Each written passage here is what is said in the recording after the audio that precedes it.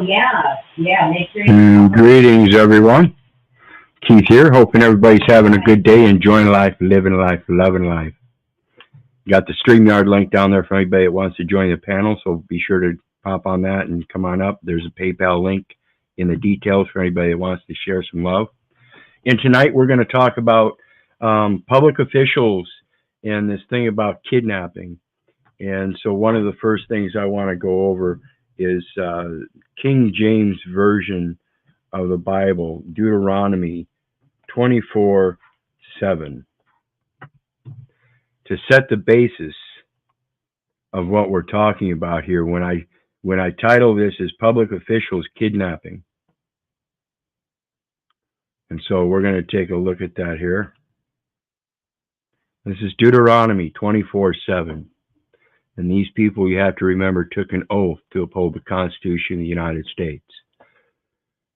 Other than that, Constitution of the United States is known as the Supreme Law of the Land and is recognized as the Supreme Law of the Land under Public Law 97-280, where it states very specifically and succinctly that the very foundation of that Supreme Law of the Land is the biblical scriptures.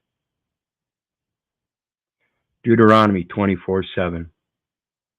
If a man be found stealing any of his brethren of the children of Israel, and maketh merchandise of him, or selleth him, then that thief shall die, and thou shalt put evil away from among you.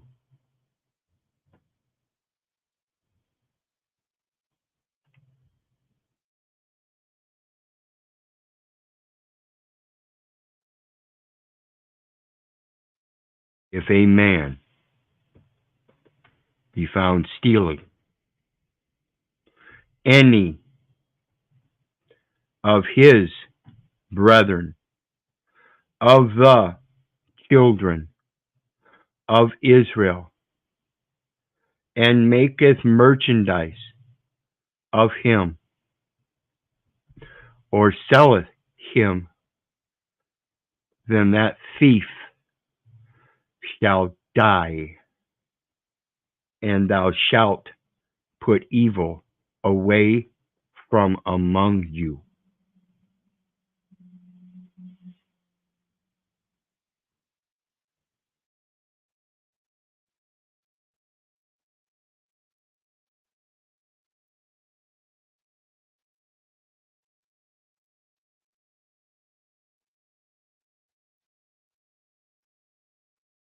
If a man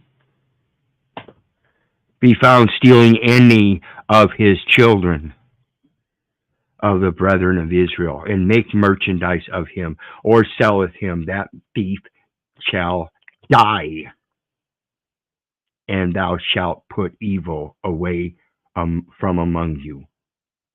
This is plain writing, and this is where they get their very own kidnapping laws. It is one of the most profound sins there is. For your profound duty in this very existence is to produce them children.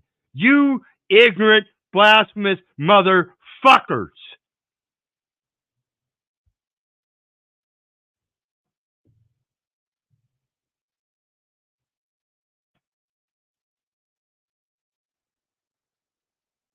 So as you saw, we're talking about public officials and kidnapping. And it has to do with Amon Bundy, in case you don't remember Amon Bundy and the problems that the government gave him and many other ranchers who were ranching their cattle across public lands according to the law.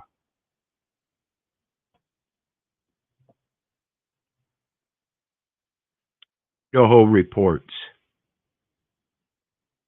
threats to judges remain a concern in Idaho. July 21st, 2023. And I want to make very clear and understood that if you think that scripture is a threat to you, then it's only because you're guilty already.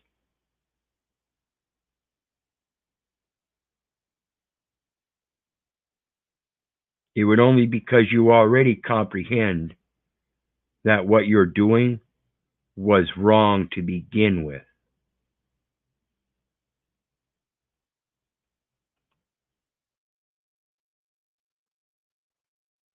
By Ruth Brown, Idaho reports.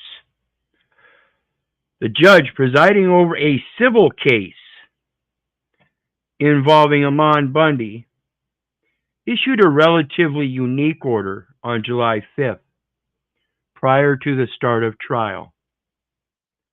4th Judicial District Judge Nancy Baskin issued a courtroom decorum order mandating spectators remain silent, refrain from outbursts, do not bring signs or wear clothing with inappropriate or disruptive messaging, among other basic requirements.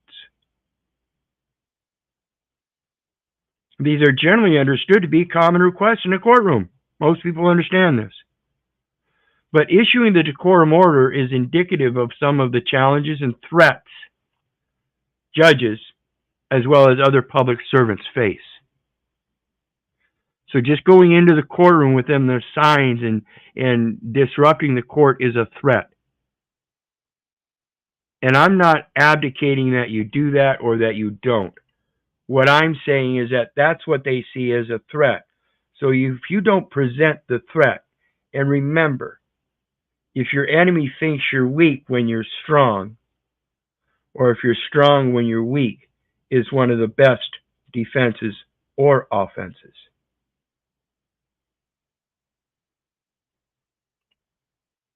So I'm not advocating that you go in there with those signs and stuff and disrupt the courtroom at all.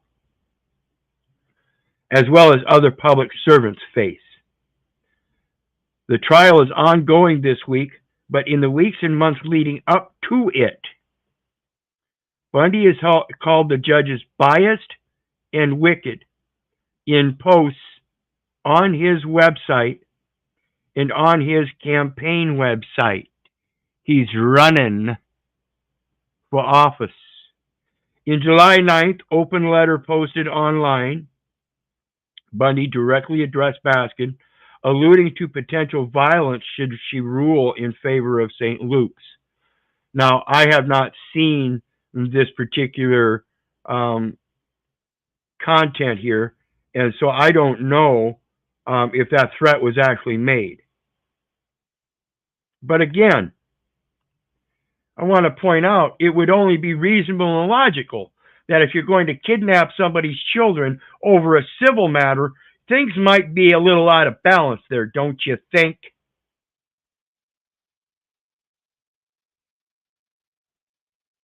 If you're going to kidnap somebody's kid versus some civil suit, you better think twice. Because the reality of it is, it's not a matter of the violence being a threat by any one source. You can look through history and see that the people eventually, in every instance, pay attention, people, in every instance throughout the entire history of all government, the people have eventually overthrown that government because they became despotic. Every instance. There is not one successful government. If there was, we'd have that government today.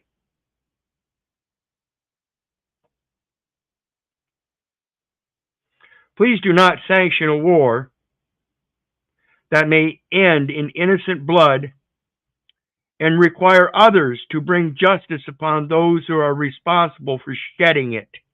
That sounds reasonable. I believe that's in line with what I just said. It's a matter of natural consequence that if you keep kidnapping the people's children in your illicit civil matters for your popularity contest and private gain, they will shed off a despotic governance. Bundy has also complained about other judges in his previous cases, always calling them out by name and sometimes encouraging his followers to go to their homes. Now, I don't know about that either. If they would be able to show it, yeah, I obviously. But we're going to find some things that are going to be not so true when we hear some of the things that are said in some of these reports and stuff. The threats judges face isn't new, but the increasing frequency with which they're a problem is cause for concern. And I'm going to say, damn right it is. Because sooner or later, when they see you keep dipping your hand in the cookie jar, the owner of that cookie jar is going to catch you. Quit dipping into the cookie jar is a simple message. They ain't yours. And I'm telling you, people, I never looked at my children as my children. I always looked at them as children of God, just as I remain that same child of our Father which art in heaven, the Most High. So even if you still steal me, I am still a children, no matter what your definition is.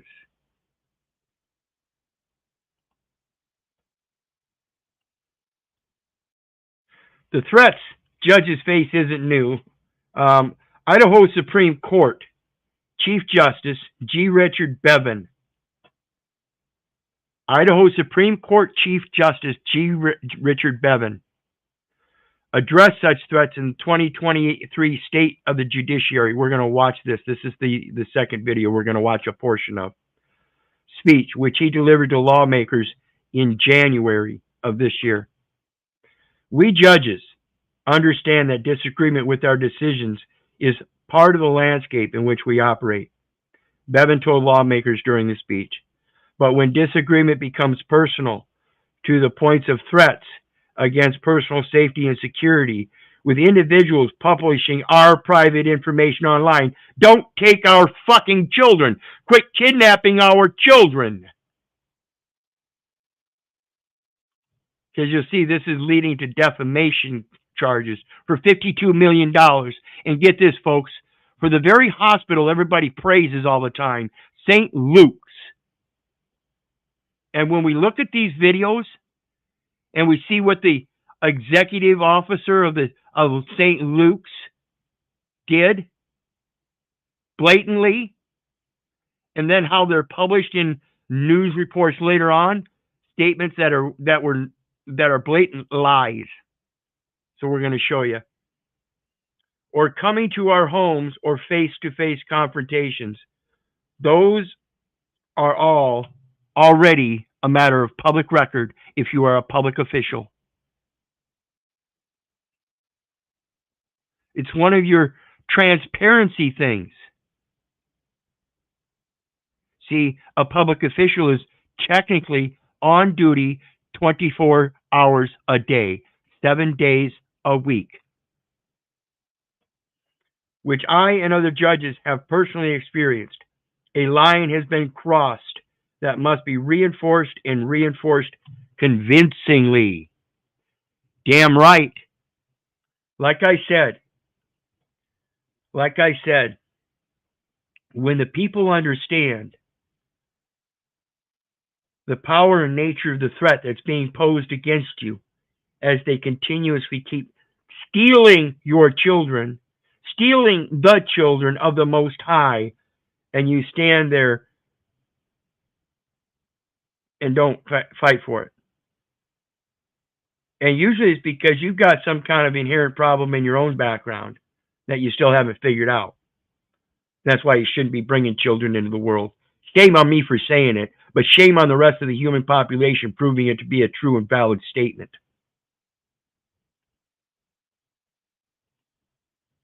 Seventh Judicial District Administrative Judge Dane Watkins Jr. told Idaho Reports he's seen an increase in threatening behavior during his time on the bench. He served as a prosecutor before taking the bench, and said questions of security have become more prominent for those in public service.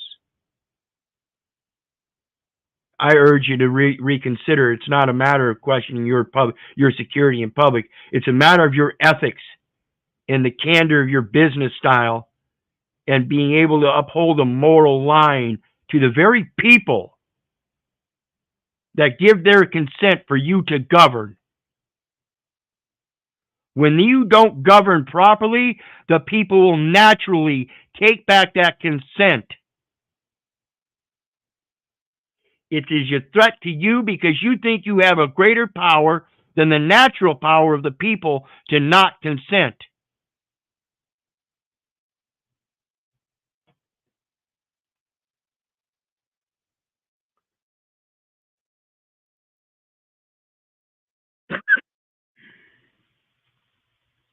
The courts are in a unique position to be examples, Watkins said, where else other than in a courtroom can you turn to a civil way to resolve conflicts.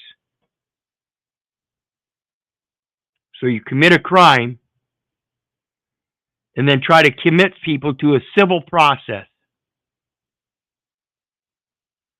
against their very nature of acting out like a mama bear.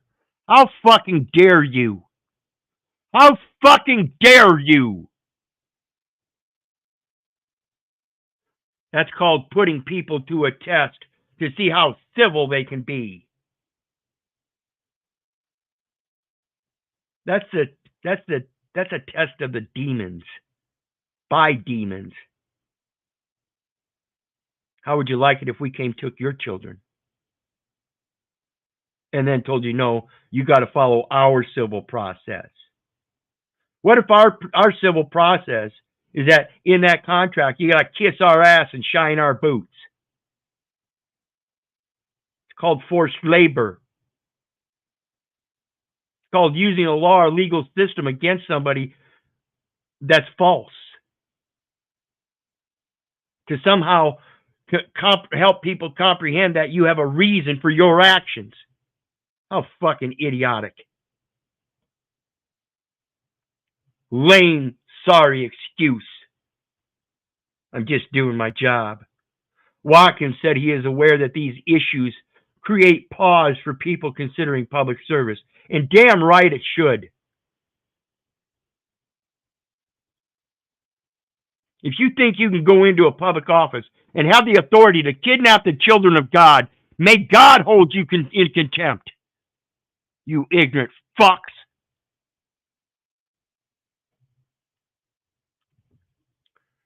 Saying it is a different environment than when he started in 2001. Because again, the more you keep doing it, the harder it's going to get for you to do it, because the people are going to fucking make it impossible for you to even fucking breathe. And that's not a threat. That's a natural reaction to put away evil from among them so they can protect their children. That's a natural act, not even a right.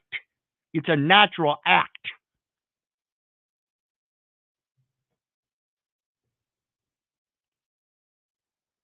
We want talented and motivated public servants to do it, Watkins said. Is that indicative that you have idiots in there now without talent, trying to oppress the people simply because they have a popularity? Where's the fucking talent?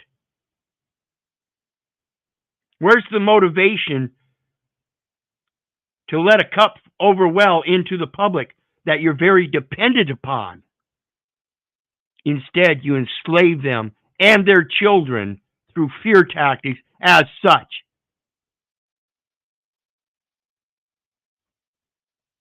This isn't defamation, folks. This is pure fact. Watkins said he hoped the courts could continue to preserve the rules of decorum and sanctity of the courtroom. The courtroom has no sanctity.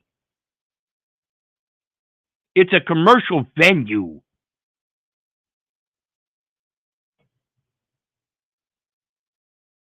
In order to have that commercial venue, in case you people don't understand how this commercial system works, they have to condemn the land of its natural use to then put it to commercial use.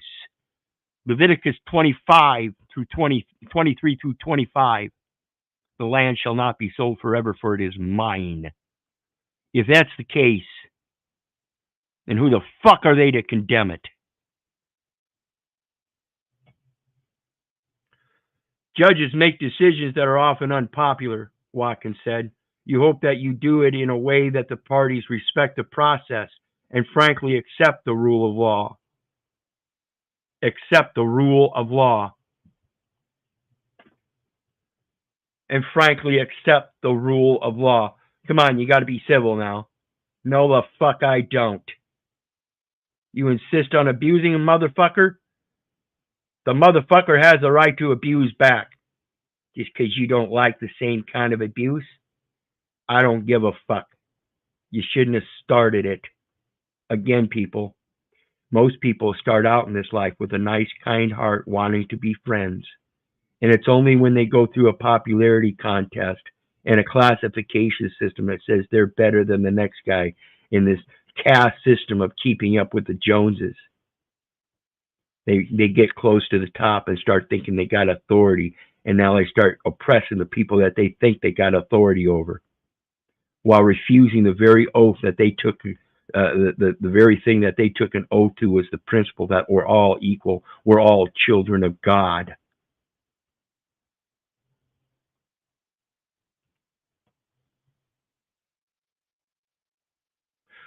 We must accept the rule of law, because if we don't, we compromise what our country has enjoyed for more than 200 years. For more than 200 years, what did this beautiful land enjoy before that came about? In all of its years of existence, before it was a country. Can you make the land a country if it's not yours to make? Because he already made it? It's posts on the website for the People's Rights Network, a far-right organization run by Bundy. He repeatedly names judges presiding in various cases, sometimes attaching their photo, including this week's civil case with St. Luke's Health System, after they helped kidnap a child. And when you hear the details on this, you'll find out the importance of the foster care system and how rapidly it works to hide these children.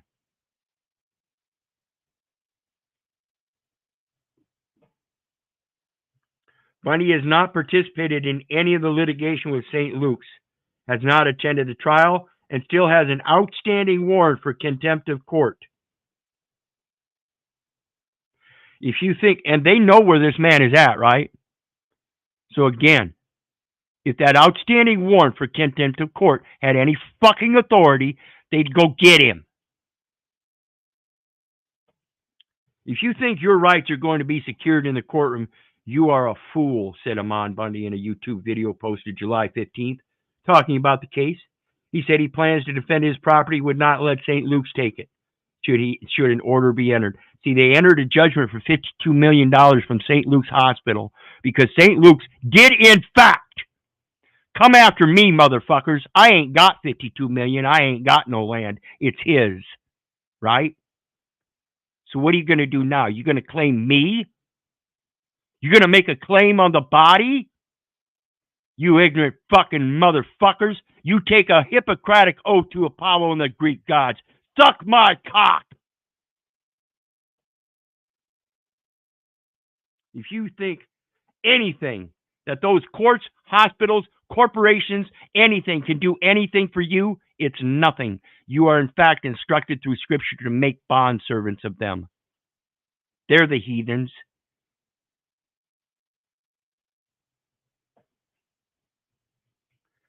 Security concerns across Idaho. Many courthouses have security and metal detectors at the door, prohibition on weapons in the building. That decision is left to the local county commission that runs the courthouse. In the Idaho Supreme Court building, it wasn't until after the summer of 2021 that the building installed metal detectors at its entrance due to the increase in threats. Idaho State Police troopers man the door and patrol the building. The court also prohibits visitors from bringing firearms and other weapons into the building, with the exception of those carried out by law enforcement personnel. The law is good for thee, but not for me. The challenges in Idaho align with national trends. The United States Marshals Service protects roughly 2,700 federal judges and about 30,300 federal prosecutors and court officials. In fiscal year 2022, the Marshals investigated 1,362 threats and reported 3,706 inappropriate communications or threats made against federal court employees. In fiscal year 2016, for comparison, Marshals investigated 384 threats and reported 2,357 inappropriate communications or threats. So basically, in 6 years, it quadrupled there and halved again. So the Marshals are also responsible for the protection of the United States Supreme Court, an issue that became especially important in 2022. The USMS estimated that approximately 1,500 individuals participated in protests at Justice residence from May 2nd, 2022 through August 1st, 2022. 1,500 is all?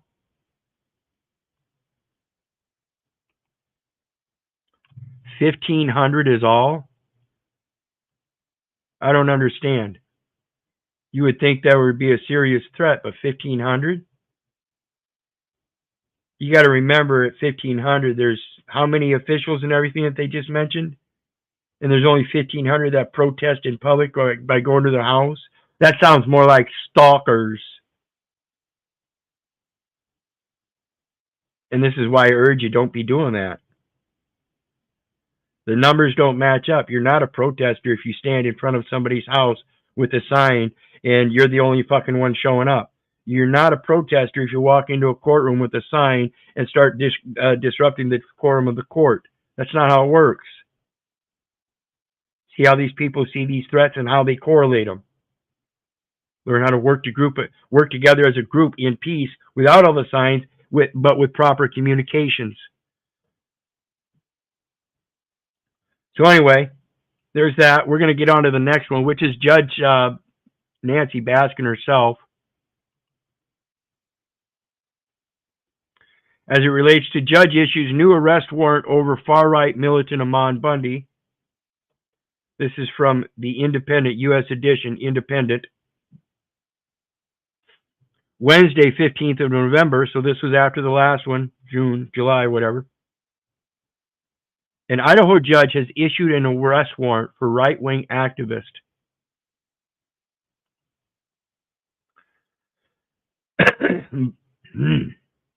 Excuse me.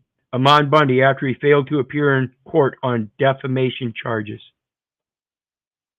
ADA County Judge Nancy Baskin issued the warrant for Bundy and set his bail at $250,000 after he emailed her saying he would refuse to appear at any future court hearings. As far as I know, he hasn't appeared yet. I have much more important matters to attend to, Bundy wrote in the email to Judge Baskin.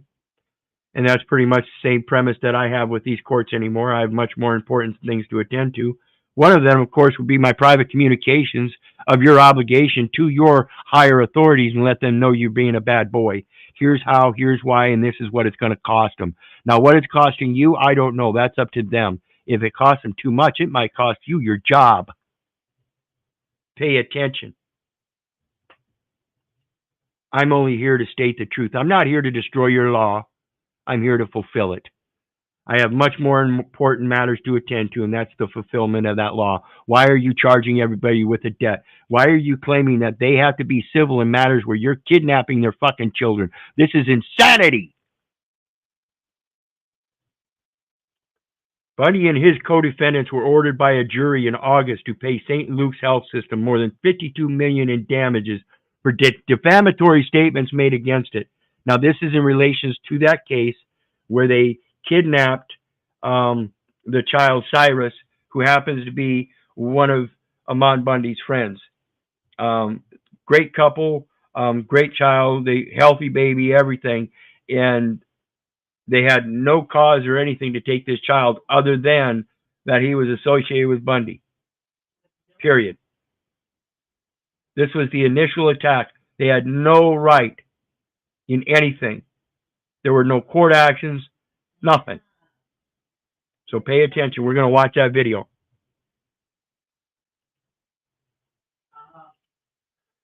Lawyers for St. Luke's say that Bundy has continued to attack the hospital.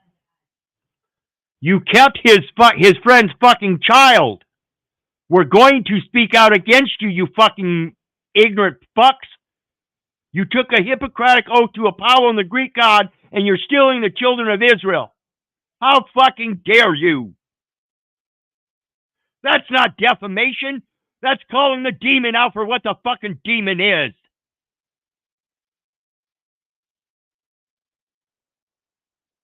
Despite an injunction ordering him to remove 18 months worth of statements from the internet. They trying to tamper with a witness, folks? Because that's what it sounds like to me. Can I get an amen? Can I get a witness?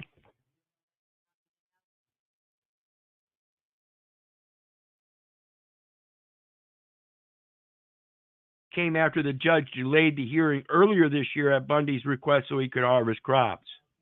I am shocked that he has sent this email thinking he can simply decide he can just not appear, said Judge Baskin.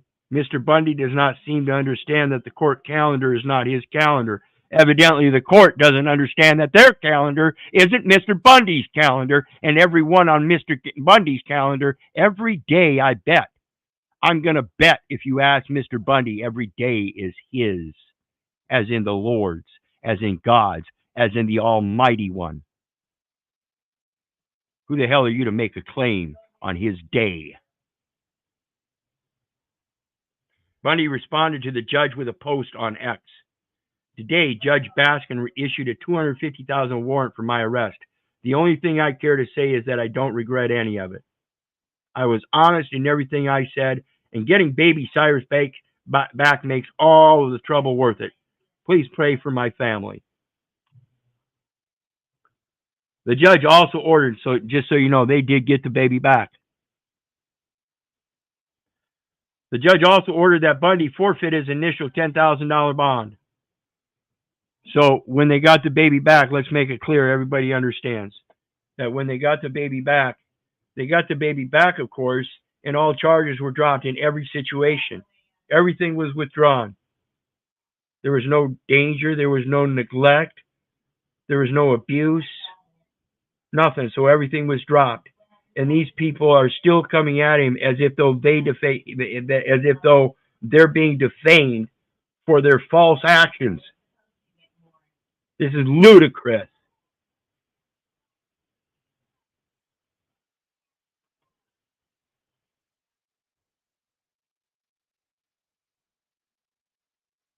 The court is doing everything in its power to protect Mr. Bundy's rights, to give him an opportunity to confront and cross-examine witnesses.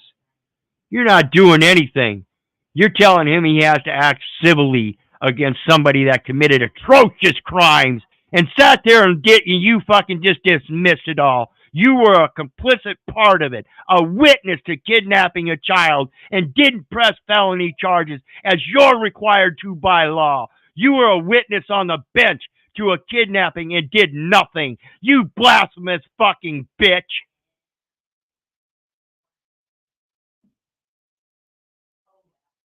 To have his motion to dismiss heard.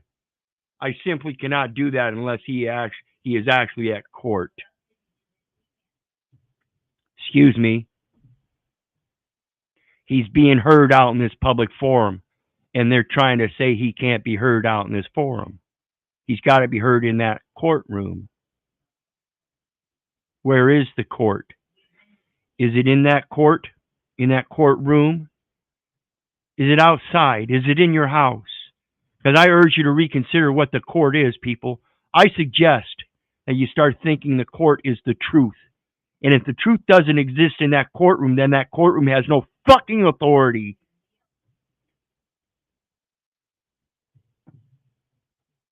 Bundy's issue with the hospital began when he and his co-defendant organized protests there in 2022 after police seized the grandchild of his co-defendant, Diego Rodriguez, amid welfare concerns, and took the child to St. Luke's.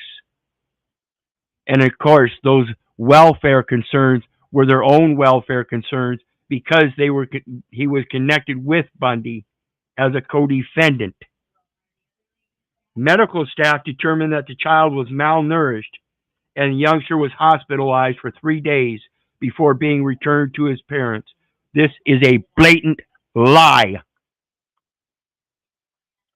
This is a blatant lie. As we'll see in the video that we're going to watch. During a follow-up appointment, officials decided that the child had again lost weight, and police seized the child during a traffic stop.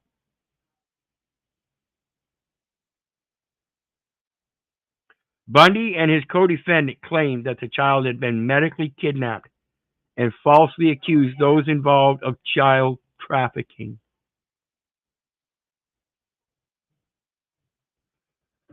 The protests forced the hospital's Boise campus to be placed in lockdown. Bundy was ordered to pay $6.2 million in compensatory damages and $6.15 million in punitive damages, while Rodriguez must pay $7 million compensatory damages and $6.5 million in punitive damages, reported the AP. So I want to ask you guys something. As I pointed out, these cocksuckers dismissed all this stuff about kidnapping and everything, right?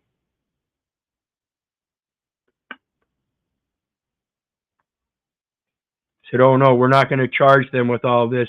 We're going to give you your child back and we're going to dismiss all the charges we placed against you. How come they're not following up on that in the court? Huh? How come they don't have a speedy process for that to grant $42 fucking million, huh?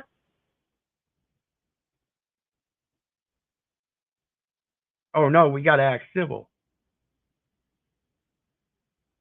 Telling you what, people are going to get tired of being civil and they're going to start acting naturally. It's just a matter of process. Learn your history. Every last time that a new government was created, it's because the old government became despotic and the people overthrew it. Every last one.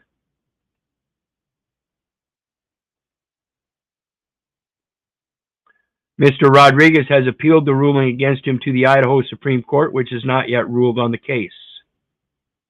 In an email to the radio station, Bundy said that he did not regret his actions and asked supporters to pray for his family. Bundy is an anti-government activist who led the 2016 occupation of the Malheur National Wildlife Refuge in Oregon. Remember, I told you he was involved in that, the cattle ranchers and the public lands and being able to graze your livestock on those public lands pursuant to the very Constitution and the laws set up to do so.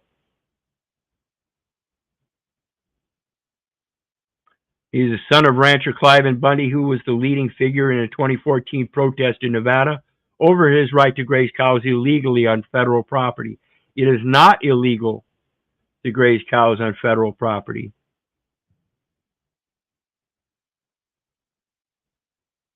In April 2022, Bundy, who was a candidate for governor at the time, was sentenced to 10 days in jail and handed a $3,000 fine for failing to complete court-ordered public service.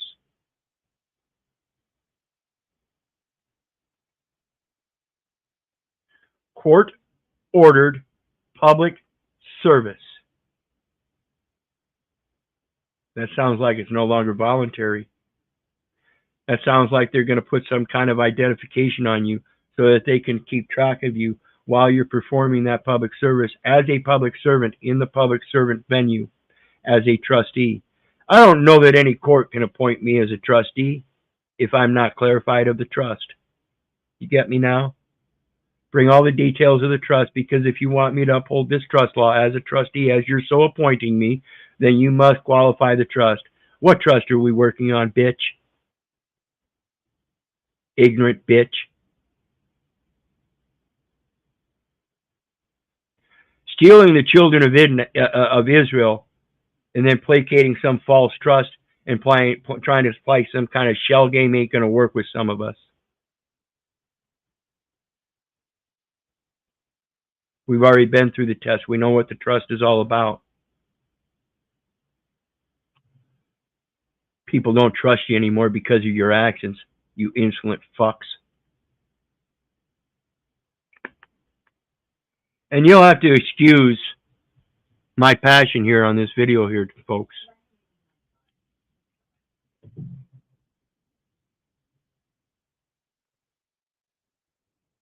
I can ask you anyway. My family was destroyed by this very system. Put up for adoption, separated from my parents, my brothers and sisters. Floated around in those homes for 5 years, not knowing what was going on, where anybody was, knowing nobody was my mommy and daddy, fighting it the whole time. Then out of the kindness of their heart, a good government couple adopted me and my 2 younger sisters, kind of placating a semblance of the family was being put back together. But yet my older brother and sister were still out there. I still yearned for them. I still yearned for my real mom and dad. It was a struggle, but it placated a replacement. And it did good for a while, until I said, fuck that too. I'm done with your religion. I'm starting to see through that veil. I don't like what you have me doing. I'm not going to church anymore.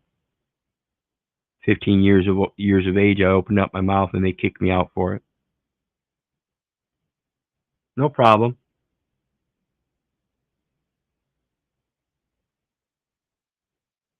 So again, excuse my passion.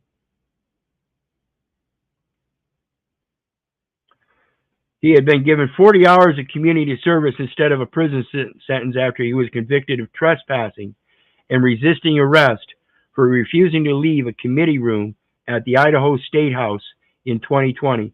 At the Idaho State House, a committee room, and he refused to leave. You can't trespass. That's public property. You have to convict him of a crime and refusing to leave a public forum where we have a right to oversee our government officials that we gave our consent.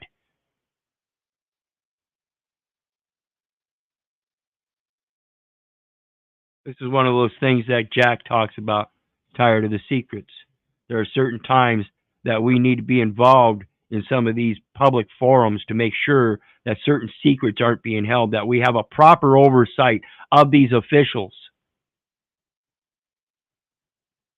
If you can't express that power and the authority thereof, that's why you don't have that authority. That's why they do pose that authority. But rather than carry out actual community service, he instead submitted the hours that he had worked on his gubernatorial campaign on campaign note paper, a court heard. Absolutely. Absolutely. I'm in full support of that. If you're going to force a man into public service, then he's got to take an oath of office. So his campaign trail is a portion of his public service to show to his people that he's willing to do something in public service without compensation. Oops. I think that's a very clear point. I would agree with that. It seems clear to me.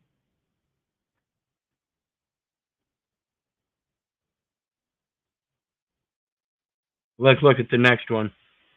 The next one is Nancy A.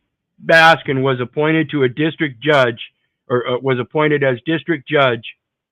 Let me blow this up a little bit.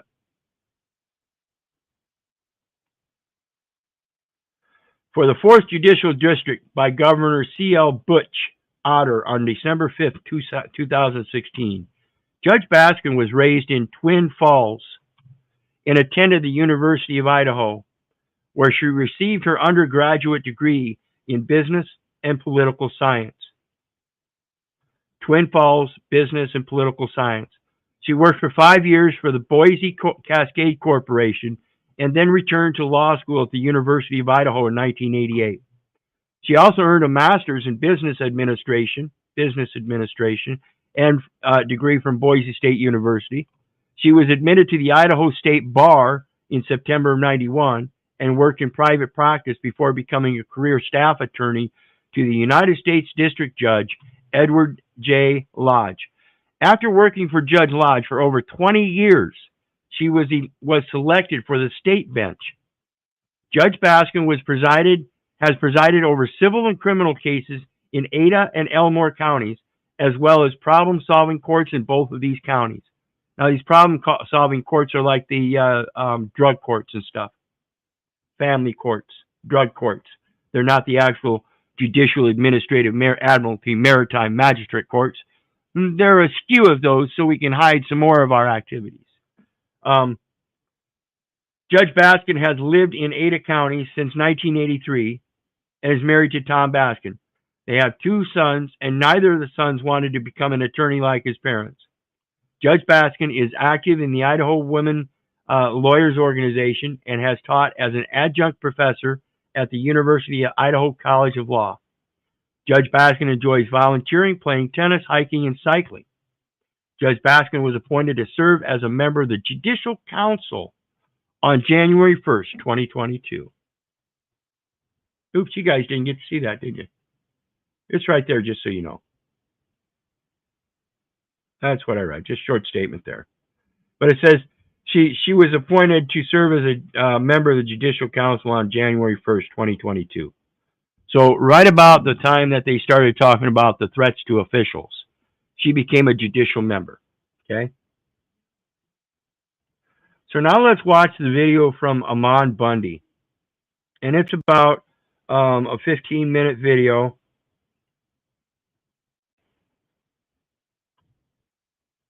Make sure we got it up here. And I'm just going to let it play and I'm not going to stop it much. I'm just going to point out a couple details. But we're going to watch this real quick. And then we're going to get into the state of the state of address by the Judge Bevins. But one of the things I want to point out here is the statement that I pointed out in the threats to judges, or judges issue new arrest warrant by that other media independent, I think it was, that they had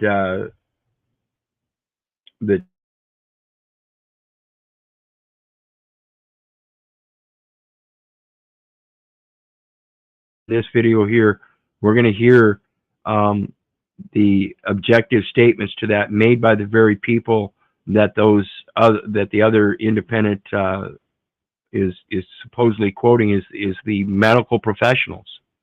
So if they're quoting the medical professionals that the child was neglected and malnutrition, then I don't see how that is true, because these medical officials say otherwise. So please pay attention. So with the information I'm about to give you, you can decide if Idaho CPS agents, Meridian police officers, and St. Luke staff are telling the truth about what really took place with baby Cyrus, if they broke the law, and if his grandfather and I were justified in exposing them. So there are only 3 conditions in which the state can legally take a child from his parents. Those are: 1, they must have evidence of excessive abuse, or 2, evidence of extreme neglect, or 3, the child is in imminent danger of death or physical harm. So there's no question, this is the baby when they took him, when Meridian police took him. Now, let's watch him here. Let's watch this. So he's in his mother's arms. She's terrified that they're going to take him. They're trying to take him. Look at him. He's content there. Let's keep watching, because I think it's important that we look at this, because we need to look at Cyrus. Look at him as far as his condition. Does he look like he's malnutrition? Does he look like he's been neglected? Does he look like he's been abused? Is he in imminent danger? He's certainly not any of those 3. I mean, the police seem to be posing a danger here, but look at him. He's attentive. He doesn't know what's going on. The cute little. And yes, please go over and check out Amon Bundy's channel. Though he may even be anti-government, I don't know myself. His principal foundations seem to be the same as mine, that we can self-govern. So I can't really say that he's anti-government, even though he might say so himself, and that would just be a matter of clarification. But just so you know, I am myself not anti-government. So the statement as to Amon Bundy being anti-government, you would have to check with him on that. But I am recommending going over and check out his channel and content. We do still stand on the same natural foundations of self-governance, self-awareness, being able to be full-grown ass men and know how to do things ourselves. Gus, look at him. His mother's terrified, but he's just with his mother. Here he is. Is this a baby that looks like he's been abused? As you could tell at this point, there is no evidence of abuse. There's no evidence of neglect, and he is not in imminent danger of death or physical harm in any way. Now, by the way, just so you know, imminent is an adjective and means likely to occur at any moment. So it's important to know because that's what they used to take baby Cyrus. They said he was in imminent danger. And this is right before they take him. And you can see here, he's not in imminent danger at all. So, again, ask the question is, does it look like baby Cyrus is about to die or be harmed by his parents at any moment? Does it look like he's been abused? Does it look like he's been neglected? So remember, again, there are 3 conditions which the state can legally take a child from his parents. 1, evidence of excessive abuse. 2, and real quick here, I guess I had McNemesis in the back room somewhere. You have not shown up in my back room. I did finally see the comments in the private, but nobody's shown up in my back room. So let me post the link again in case anybody wants to come up and join.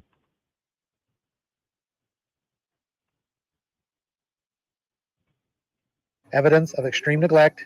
3, the child is in imminent danger of death or physical harm. Okay, now if you look here, here is a video of baby Cyrus with his parents.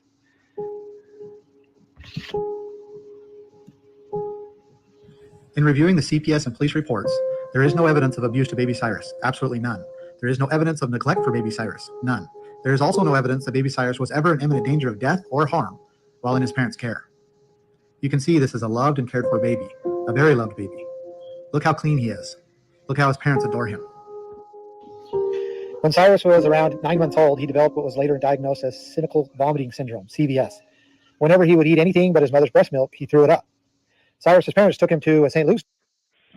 Cyclic indigestion problems. And this is a pertinent point here when it comes to the neglect and the abuse and the imminent danger that they posed, that these parents were putting that child through themselves.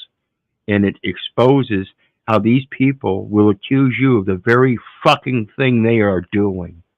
How fucking despicable. These people make me fucking sick. Doctor for help. However, Dr. Natasha Erickson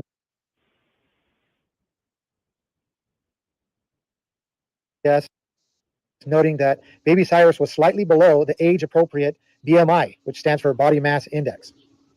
Dr. Erickson did not consider the parents' small genetics or the fact that Cyrus had just had a vomiting episode prior to the doctor visit. Also, for some very odd reason, Dr. Erickson wrote in her medical notes, patient's family is connected to Amon Bundy, who is running for governor. Late in the evening, Meridian police officers surrounded the Anderson family's vehicle. And so you note there, that's what I mentioned earlier. It's merely because he's got a connection. And why would the hospital staff or anybody else or anybody put it in any report? Police report, hospital report, anything. Why would that make any difference? Gas station and took baby Cyrus from his parents. For what reason? Evidence shows that Meridian police officer lied to Cyrus's mother and told her that she could stay with the baby. Can I ride with him, please? We'll get an ambulance here to transport you. Evidence also shows that Marissa, Cyrus's mother, informed Detective Hansen that Cyrus only took breast milk and that Cyrus needed to be with her to nourish him. What you also understand is because he has that cyclic indigestion problem, he only takes breast milk. His body hasn't built up the immune system yet. This is one of the signals. And his body hasn't built up the immune system yet because the proteins and stuff in mom's breast milk have to be there. And I don't know if there is something with mom not having a nutritional diet or something that it's kind of weak or whatever, but the natural immune system is supposed to take care of this. You have to listen to it and listen to what it needs. This baby needs that breast milk, and that's what they've already determined. He has difficulty with proteins. He only takes breast milk. He needs me. He really needs me, okay? She throws up. Evidence also shows that Detective Hansen took Cyrus away anyway, arresting Marissa for obstruction of justice. And she was booked into Ada County Jail. After taking baby Cyrus, CPS Because she insisted on breastfeeding her baby. Do you guys get this? They violated natural law of breastfeeding one's own baby out of necessity and called it neglect, abuse, imminent danger, obstruction of justice. How fucking just is this? agents and Meridian police officers transferred him to St. Luke's Hospital, away from his mother's nutrition and care. Further evidence shows that CPS agents and Meridian police officers did not take Cyrus to the hospital because he was in need of medical care. They took him to the hospital to transfer him to foster parents. So, again, they admit that he did not need medical care when he entered. When he entered, he did not need medical care, but they needed to transfer him to foster care. They had already made the decision. I'm telling you, folks.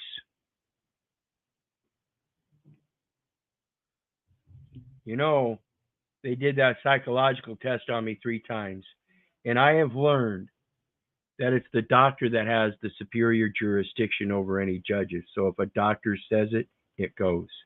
Again, you blasphemous motherfuckers that take a Hippocratic oath to Apollo and the Greek gods, while you care for children under the administration of a federal government that takes an oath to a different god.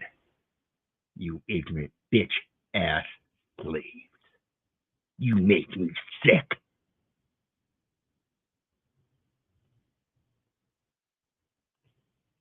The hospital was the place they were going to quickly transfer Cyrus to new parents. Here's the report showing that they planned on quickly transferring baby Cyrus to foster parents at the hospital. Here's a video of a St. Luke's doctor admitting that they are going to transfer baby Cyrus to foster parents. Here's the thing. I need to have some more degrees of separation to protect this poor foster mom that's going to take this kid, everything else. So what I want to do is admit this baby to poison. Not because it's medically necessary.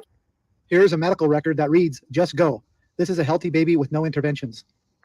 Here's a further report about baby Cyrus stating, "No acute life." Yeah. No interventions, no acute life threats noted. That's a lie. The acute life threat was his stomach condition. They were given notice. It was supposed to be noted. They failed. Life threats noted. But how acutely? Oh no, he's totally stable. In other words, the baby is not in imminent danger of death or harm. Here's a video of the CPS agents and St. Luke's administrators and a Meridian police officer making plans to sneak baby Cyrus to another hospital because protesters were outside. First, before the night is over, what I'd rather do is if we can find another entrance out to the If we can sneak him out, definitely. Testing the kidnapping of a fucking baby and putting that very baby in imminent danger, and did in fact neglect and did in fact cause harm. These videos will show. Keep watching. I'm a chief of staff for one of the hospitals. Makes me fucking sick. Makes me fucking sick.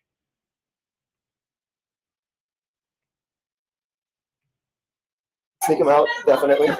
I'm a chief of staff for one of the hospitals. We just are going to break some protocols and take an ambulance to different entrance because it's a medically stable patient. Chief of staff for the hospital. Chief of staff. Get a good look at her. Rachel Thomas. St. Luke's doctor, Rachel Thomas. Kidnapping children. How do you like that for defamation, Rachel? Come sue me for $42 million. See what you get. You're going to get a big fat cock because that's all I got. Excuse my language. We're going to do it right now. Baby Cyrus was in the care of St. Luke's staff for several days without his mother breastfeeding him. Here's a video of baby Cyrus in St. Luke's care. Evidence shows that St. Luke's staff attempted to put multiple IVs in Cyrus, leaving him with several bruises in several parts of his body. They also forced a nasal feeding tube down his throat. This was done because they found out he wouldn't eat. He couldn't eat. And even when they did force feed him and he did eat, watch what happens next. This is sick. You fucking psychopath. so baby Cyrus would keep down the supplements the hospital staff were giving him. But evidence shows that all other efforts to nourish him failed. Evidence also shows that Cyrus's mother was pleading with CPS agents and St. Luke staff to get into the hospital to nourish and care for her baby. Here's a report showing that baby Cyrus was neglected by St. Luke staff. This is a medical note reporting that baby Cyrus was laying in his vomit. Here's a picture of Cyrus at St. Luke's hospital with his face burnt from being left in his vomit for too long. This would have never happened in his mother's care.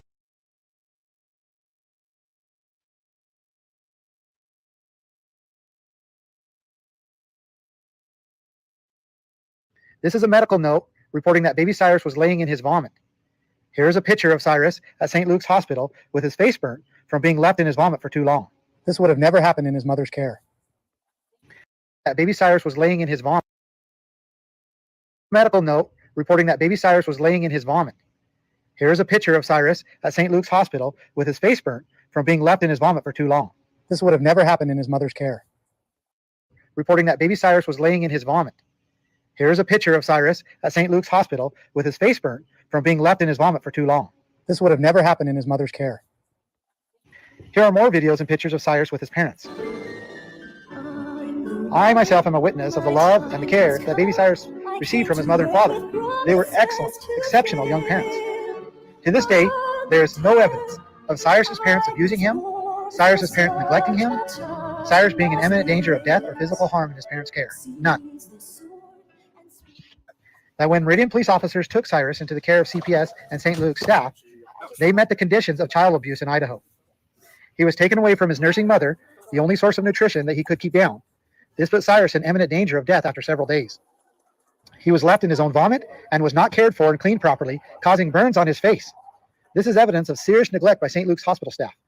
He was forcefully kept away from his family and loved ones for several days while in apprehensive conditions, causing baby Cyrus to have serious separation anxiety that was not present prior to the abduction.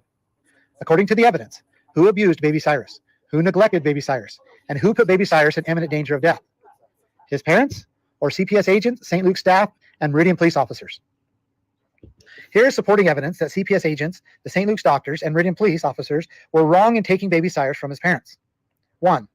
After the first court hearing, CPS ruled that they were going to keep baby Cyrus for at least another month, until the next hearing.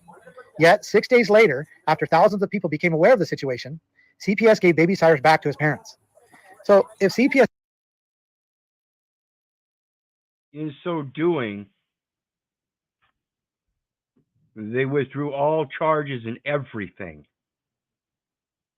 In so doing, they withdrew all charges and everything, and then accosted them again in a traffic stop. Oops.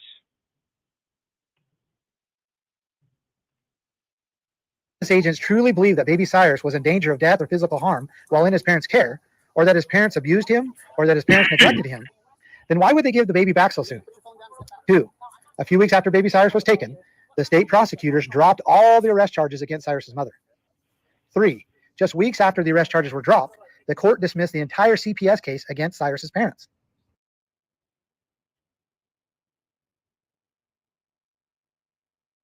So, again, like I said, they gave the baby back. Prosecutor dropped all charges. Courts dismissed CPS charges against the parents. The problem I have with this is if that they relinquish all those charges, then what about the other part of the scales of justice where these people, these public officials, particularly these fuckers on the benches,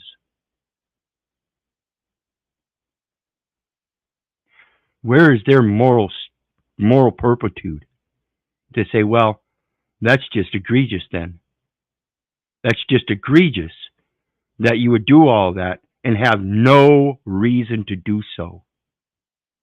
I can see clear evidence that this baby was in fact in imminent danger and was in fact neglected and was in fact harmed while it was in your care, Rachel. You fucking bitch. ass slave. Keep working for that paycheck. See how well it does you in heaven. I hope you enjoy your eternity. This is sick. Here is some conclusive evidence on this case. Shortly after the Anderson family got baby Cyrus back from Idaho CPS agent. This is straightforward evidence of kidnapping and making merchandise of children. Somebody wants to make money on that child, and they just up the ante to $42 million, Rachel.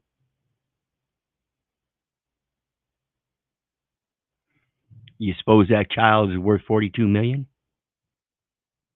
I suppose that child's worth a lot more, Rachel.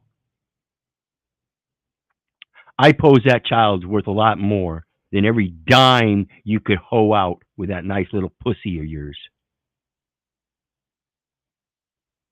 Because it ain't worth a dime. Your word is worth zero. Nada. After this, Rachel, I would expect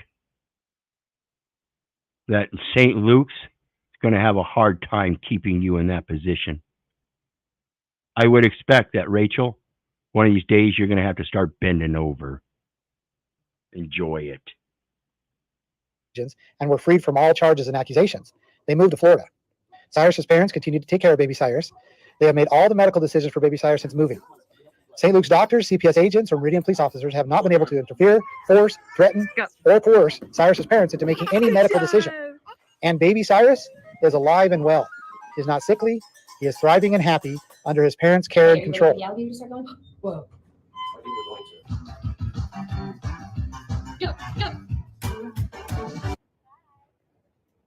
He has nearly grown out of his cyclic vomiting syndrome and is a happy and active little boy. With the information that I've just given you, you can decide if Idaho CPS agents, Meridian police officers, and St. Luke's staff are telling the truth about what really took place with baby Cyrus, if they broke the law, and if his grandfather and I were justified in exposing them. Thank you. Idaho Judge Nancy Baskin issued a $250,000 warrant for Amon Bundy's arrest for publishing this video and others like it. Again, what they're trying to do, folks, is trying to violate your right of association, your freedom of expression, and your right to know. And that's why I do this. So again, this is for fair use commentary only. Any material used in this video is for the education of the people, for the people, by the people. It is public already. Your name is in public, bitch. Your address is in public, your phone number. If you don't like the protesters, then maybe you ought to start acting like the real woman you're supposed to act like and quit acting like kidnapping is no big deal. But this civil matter over here, yeah, we got to tend to that. You stupid fucking bitch.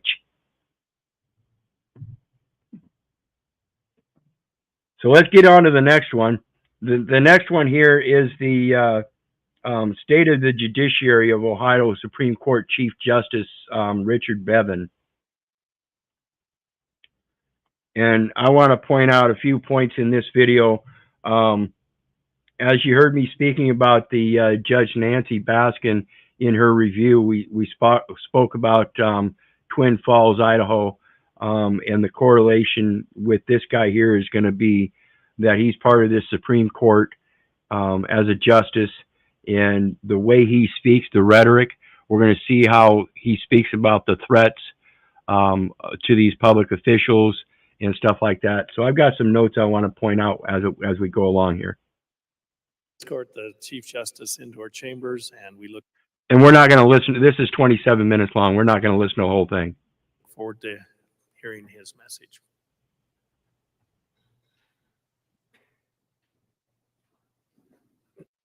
This is not a statutory mandate, but I'm here at the invitation to come and report to you, the people's representatives, on the court's business. And so I want to thank each of you for the time you've taken to be here voluntarily, I think, to listen to what I have to say about the courts. And so for that, I thank you. We sincerely appreciate it. Mr. President Pro Tem, and distinguished members of the Idaho State Senate, my colleagues on the Idaho Supreme Court and the Court of Appeals, and fellow Idahoans. Have you ever thought or considered that Idaho's Sorry about that, courtrooms folks. are the only places in the state where all three branches of government operate simultaneously. All three branches of government operate simultaneously in the courts. It's done through an administrative process. He's telling you, you have access to all three branches of government through an administrative process in those courts. From the application of the laws you pass to the enforcement of laws by the executive branch to the application and interpretation of those laws by the Constitution. Idaho's judicial branch fulfills specific duties that are outlined by the Constitution, prominently in Article 1, Section 18, quote, "Courts of justice shall be open to every person and a speedy remedy afforded." And a speedy remedy afforded. See, by dismissing everything and just not paying attention to the kidnap, it's not a speedy remedy afforded. There was no remedy for these people that they stole their child. And then instead of doing anything about the theft and kidnapping of a child, you placate that as civil process for a fucking defamation suit against St. Luke's Hospital, who was involved in the goddamn kidnapping. How fucking dare you, facetious fucking stupid shit. This shows you the ignorance of these public officials in these offices. Of every injury to person, property, or character. Of every injury to person, property, or character. What about the injury to that child? What about the injury to the child's parents that you kidnapped that child? The law is made for thee and not for me. Fucks. And right and justice shall be administered without sale, denial, delay, or prejudice, close quote. Our courts fulfill these responsibilities. Not for delay or denial. Yet that's exactly what they did. They denied it by saying, oh, well, we don't know that they kidnapped your child. That's what that evidence shows. And they're still trying to push a fucking $42 million suit to prove it. They want to make an issue. They want to make a commercial venue out of the issue of kidnapping a child, even though nobody paid attention to the fact that it was kidnapping, because the original charges were neglect, endangerment, harm that was never founded until perpetrated by the very people that are claiming defamation. This is fucking psychopath. Rachel, bend over. In a variety of circumstances, hearing prosecutions from petty theft to murder, giving children new hope through adoptions. In 1889 observed, quote, "If there is any place in our whole system where politics should be left out of an office, it is in that of the Supreme Court of the state," close quote. Oh, Miss Baskins, you can leave your politics out of it. You know, the politics that placate to those different branches of the court in your political venue, because that's exactly what it is. It's the administration through a political subdivision at a county level, the district court. That's a political subdivision, ma'am. You're a military officer, ma'am. That's an admiralty court or admiralty flag in that courtroom, ma'am. For this system to work correctly, our judges cannot make decisions based on politics, popularity, or the public's wishes. You hear that? Your popularity means nothing. So it doesn't matter how many protesters show up at your front door. It doesn't matter how many fans show up at your front door. Your popularity doesn't matter. See, it's a pointing out of the simple thing that matters, folks, is the truth. We have to quit letting these people push these facades of lies and then dismiss the truth as if though that never happened. Oh, I'm sorry, we lied, but we never kidnapped your children. We'll dismiss the CPS case and everything. No, You overturn the case, you turn the case into a kidnapping case because obviously, in, on, and for the record, which reflects it, they did in fact take somebody's child without lawful authority and then did commence a civil action against them. No matter how forceful the drumbeat of the populist band, we construe the law as written. As Chief Justice Roberts has said, the role of a judge is to call balls and strikes, not to pitch or to bat.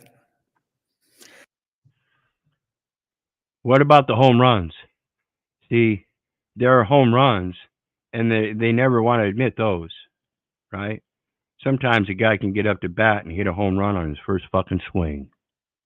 What about those?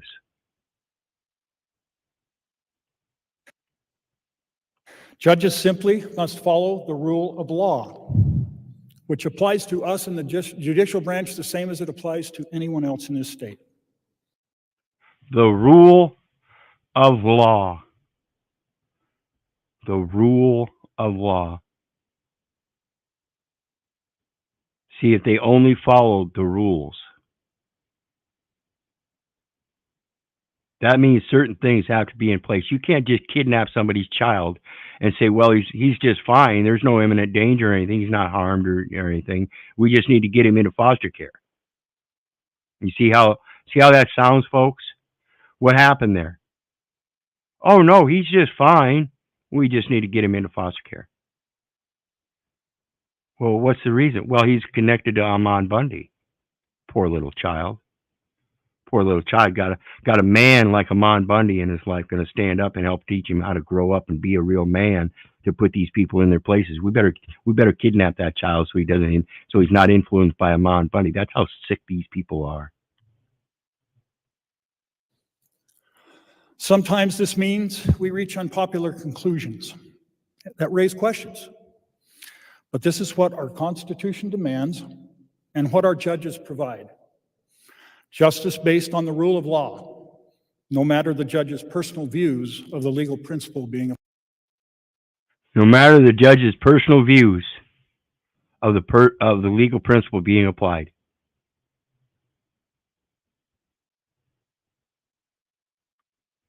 So what was the rule of law that they followed? I want to ask you, what was the rule of law that they followed in taking this child and making it a hell for him and his parents when there is no foundation of any neglect or anything? Where was the rule of law then? And then when you found no rule of law substantiating that, and knowing that by those actions it violated other rules of law, how come you're not following those rules of law? Absolutely, Nubs. Treason on the bench.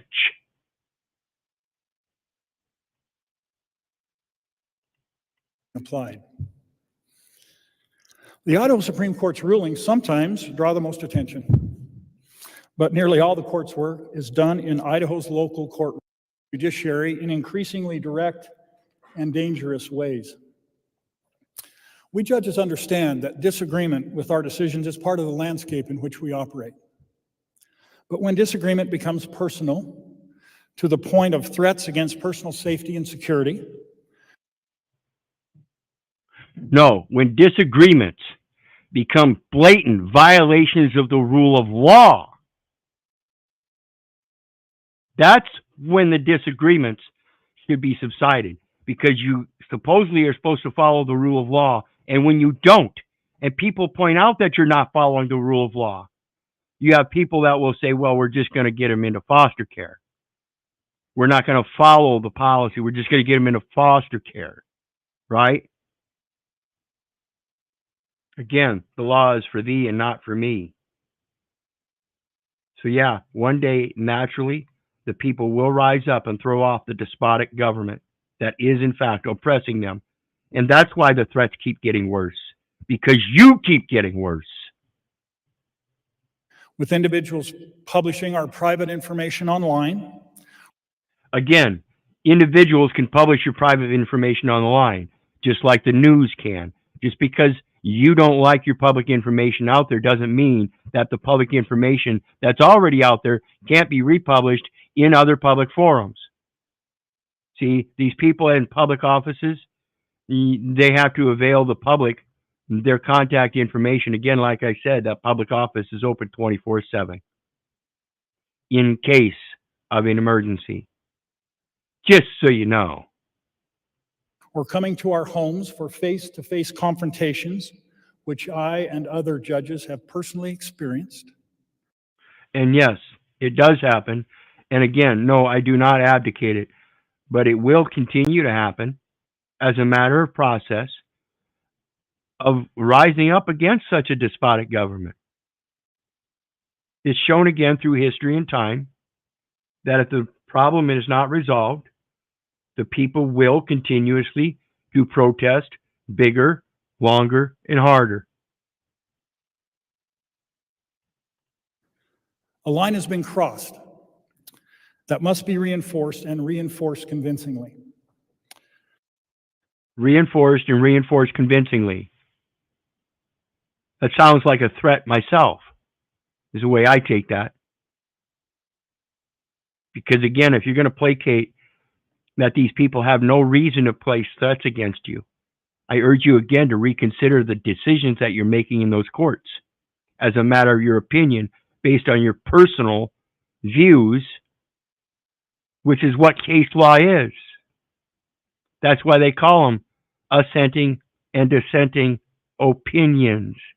They're your own personal views, you idiot. We now see protests at judges' homes meant to, I suppose, disturb their peace.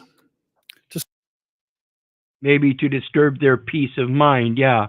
When you go taking the children of Israel from their parents, it doesn't just disturb their peace of mind, it disturbs their soul and spirit as well.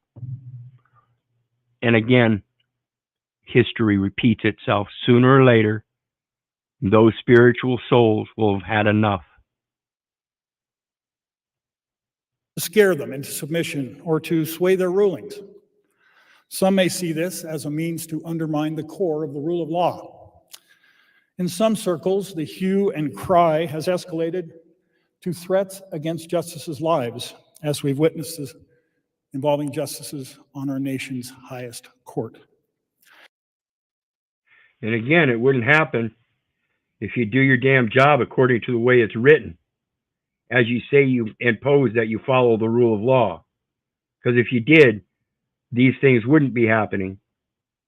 The police wouldn't be taking children without a fucking proper process and warrant and court everything.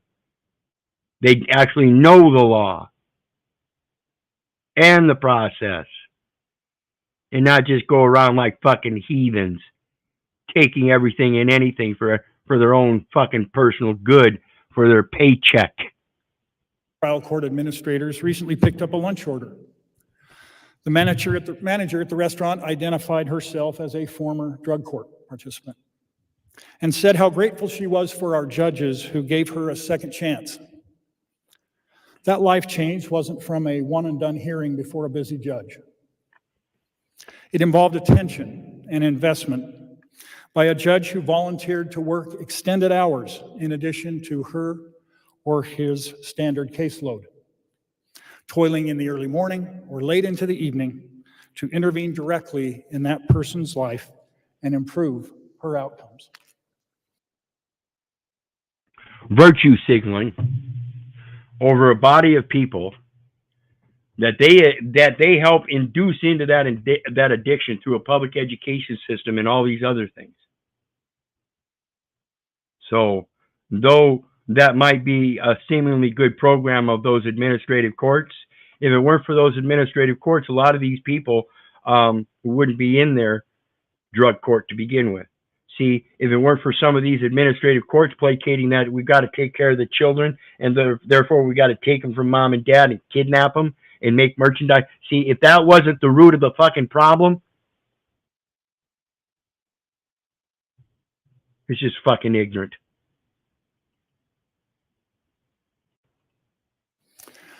With all this in mind, one of the most important requests I bring to you this year is for a salary increase for our judges.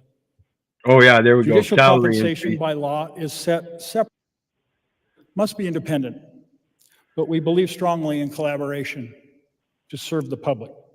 One example is the work of the Idaho Behavioral Health Council.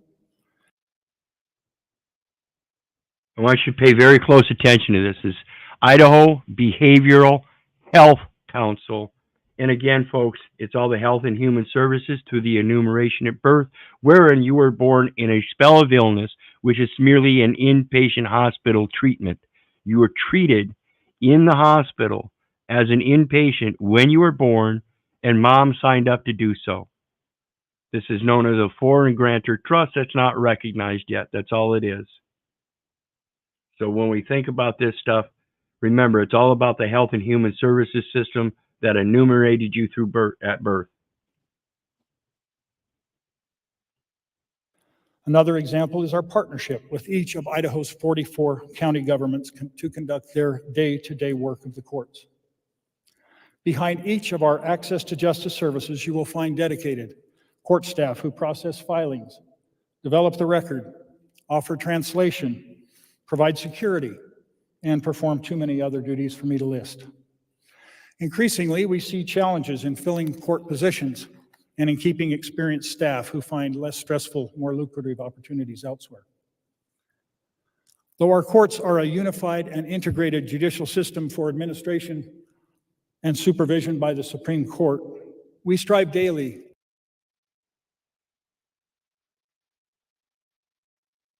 So it's a administration and it's a judicial system. Judicial administration by the Supreme Court. What's up, Nubs? Not too much. I think they should get a pay raise. I think it should be like 9, somewhere in there, that many millimeters, something like that. Go figure. No. Yeah. So anyway, at the end there, you heard he was talking about the pay and everything, and it's just amazing that these people can commit these atrocities, and that's going to be one of their main concerns. And I urge everybody to understand, again, if the Judicial Officer Department is a neutral and independent forum within the United States Postal Service, comprising of the judicial officer, the administrative law judge, and the Postal Service Board of Contract Appeals. Every last one of those actions is a contract action. So when they contract with the police officer and the police officer comes up and takes your child and wants to know the legal name, that's a contract too. And in fact, what they are doing is kidnapping one of the children of Israel and making merchandise of them. He's no respecter of person. It's also collusion as well, isn't it? Absolutely. And again, this is deprivation of rights. There's quite a few charges there. Yeah, that case particularly because he gave them he gave every last one of them good warning and everything, and they used that against him as if those were threats. No, those are notices. This baby has got problems, and you doing this is going to cause him imminent danger. No. We're preventing that. No, you just proved yourself that you are the imminent danger because you didn't take advice that we told you because you said we were lying. Now the world knows who the liar is. And again, folks, I'm going to remind you once again, those doctors, ask them. They take a Hippocratic oath to Apollo and the Greek gods. Ask them what their fucking problem is.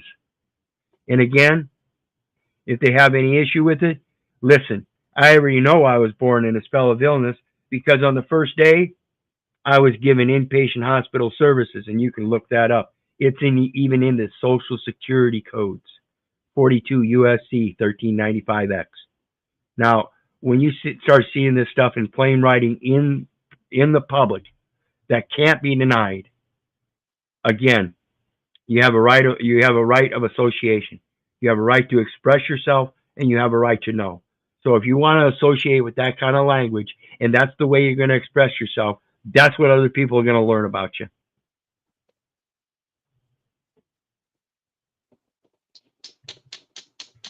So what do you got, Nubs?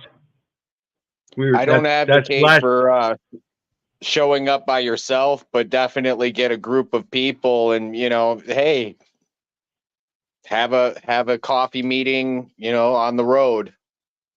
I don't know. This crap,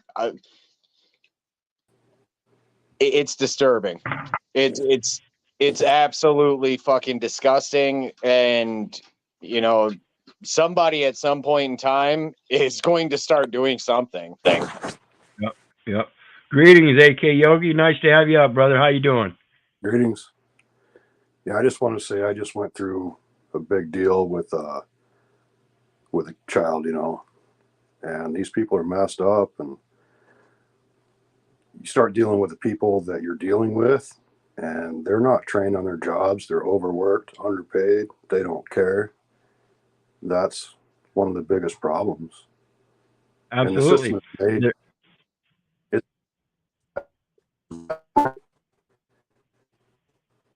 and you're fighting an uphill battle against our people.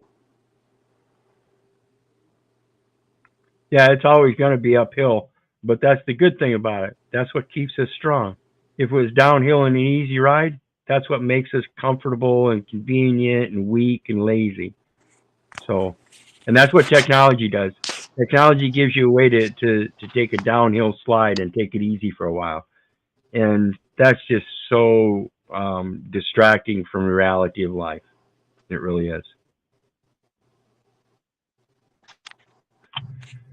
So I appreciate everybody's input and everything. We certainly have to step up. Yeah, I think Yogi was having some connection issues there. He was in and out in Borgen a little bit. So appreciate Yogi. It was great to see you, brother. There he is. There he is. There we go. Yeah, maybe just leave the video off. But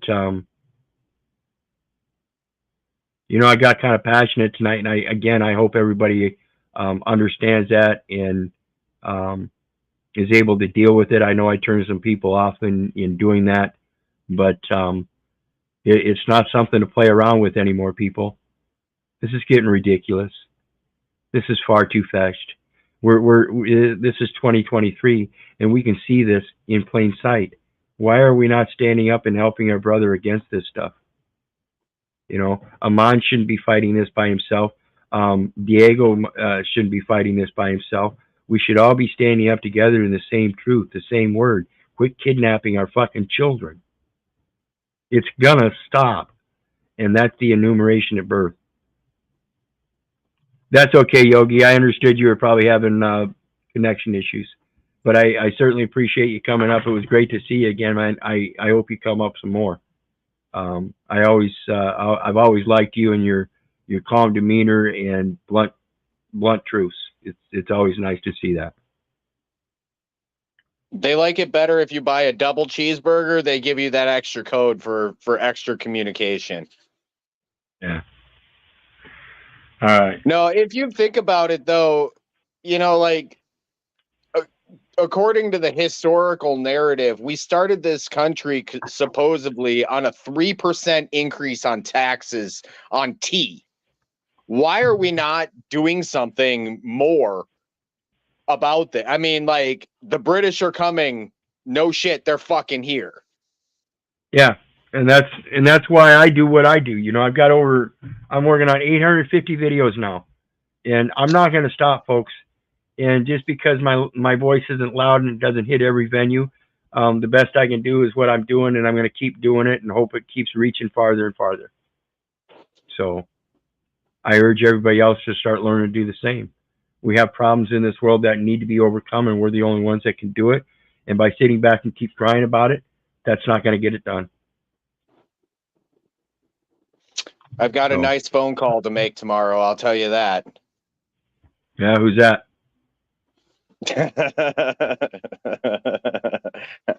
Don't worry about it. All right, we'll find out about it later. We'll read it in the news.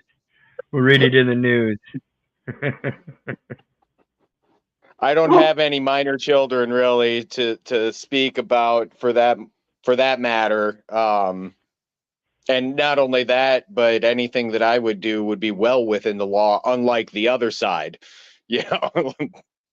Yeah, yeah. Those that stand by and keep their mouths closed are doing more harm than those sheeple. Absolutely.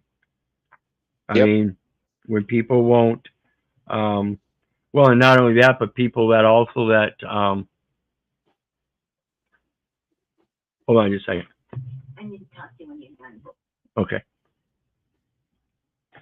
And so, the people that really bother me are the ones that are willing to call those servitude slaves up and have them arrest a guy. You know, they're the ones putting the boots to the ground and keeping their eyes out the window and say, yeah, we got another criminal down the street. He looks real suspicious. Don't know what he's doing, but he looks suspicious. And that's all it's going to take. And that's all people are doing nowadays. They're carrying cupcake. And yeah, I see somebody down the street. He does, well, he's got a dog, but I don't see him on a leash. So has he caused a problem? Well, no, but he don't have him on a leash. Can't you go kill him? Can't you go kill that bad boy? Well, not only that, but you have these blue coats, as the case may be, ironically, that are so willing to just commit treason and torture and terrorism and all of these things they claim to be against. They're actively part of enabling it and promoting it and doing it. They're perfect flow states. Flow state will take and say, well, no, that's not treason. You can tell him that's treason. He said, no, that's not treason. You can tell him, well, do you even know the definition of treason? I don't care. Well, here's the definition of reason. I don't need to read that. Well, let's be honest. The guy claims to be a contractor and can't hang drywall. He's not very competent. Yep. So the premise, folks, is every little lie counts. Every little lie counts. Quit doing it. That enumeration at birth that says that you're a United States citizen, that's a little lie. And if you don't know it, I urge you to do your research. I'm telling you, it's an impossibility. If you think you can be a United States citizen when the United States is known as a debtor, which means you must be a debtor too, which means you owe a debt to the United States. And therefore, if the United States is the debtor and the debtor is located in Washington, D.C., and Washington, D.C. has the 10 square mile boundary, and that's the physical geographical location of which you can't find the United States except in the documentation, that means the documentation itself is the United States, and you can't be born in the United States if there is no birth registration in the United States, and the United States is not a physical location. It's a pretty hard impossibility. So the only way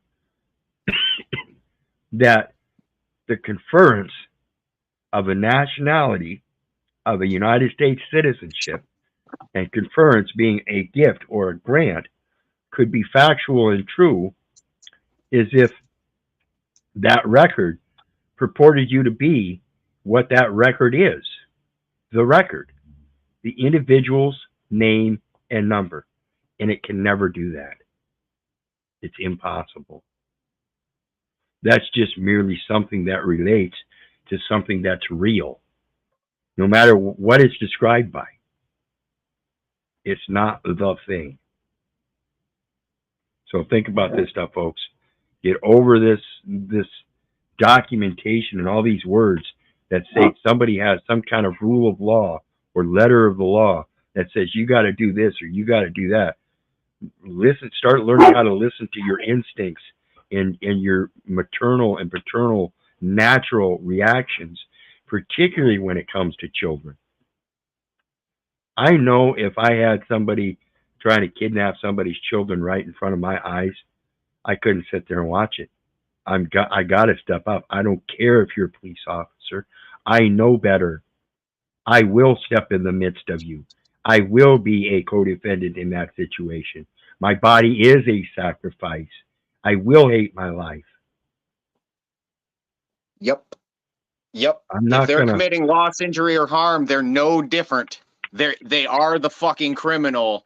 And when it comes to loss, injury, or harm, don't we have an inherent given responsibility from the creator to not do any harm ourselves and then protect the innocent? You know, in the Bible, doesn't it say by Paul? Didn't he say true religion is taking care of the women and the elderly and the children, or Yeah, something well, that's along our those duty. lines? That's our duty. Like I said earlier, our primary duty is to bring forth children. In bringing forth those children, as men, we have to protect the women first so we can have them bear children, because that's part of our duty is to plant that seed. So we got to protect the women and then nurture those women in that protection. In other words, that protection is bringing them good food and all this, and then they stay home, take care of their little ones, and in that, they also protect the little ones and they teach the little ones. So now we become the protector of the women and the children, which is the ultimate role of bringing forth those children. That just gave me a thought on a whole different topic. Even lions and every other animal in the kingdom does everything they can, tooth and nail, to protect the children.